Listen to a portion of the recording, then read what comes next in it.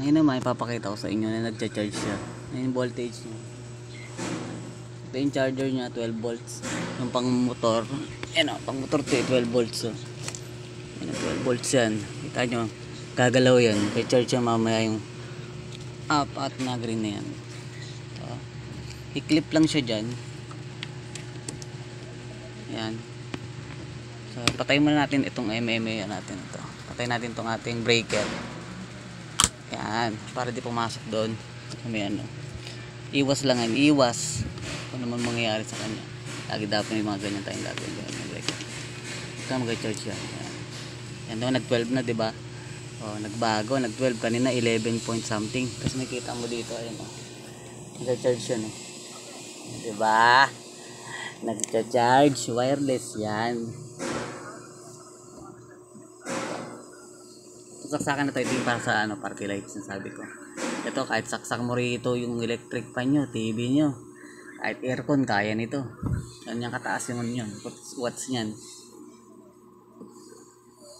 Nag-charge na siya, di ba? Oh, nagbago na. 12.1 na siya. Ayan, charging na siya ngayon. Tapos nagagamit ko to ng ano, almost 3 hours siyang ginamit. Hindi pa siya nalolobat. Grabe, tagal na itong arcade na to. Perfect na perfect ito kapag inuman sa kaparty, lalo ngayon December na. Ang lakas pa ng speaker nito mga tao, 250 watts. Ako, lakas na, halos maka ingay-ingay na sa bahay. Hindi pa nakatodo yung speaker niyan. And phone holder to phone holder yan.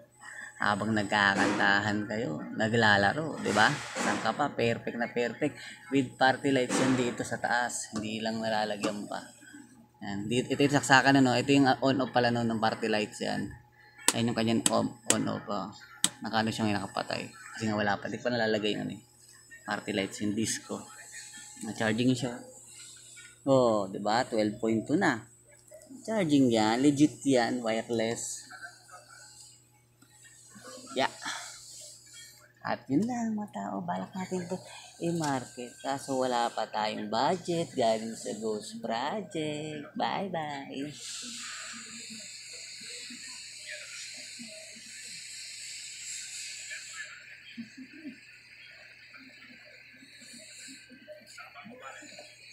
Up. Ayun sa kanan.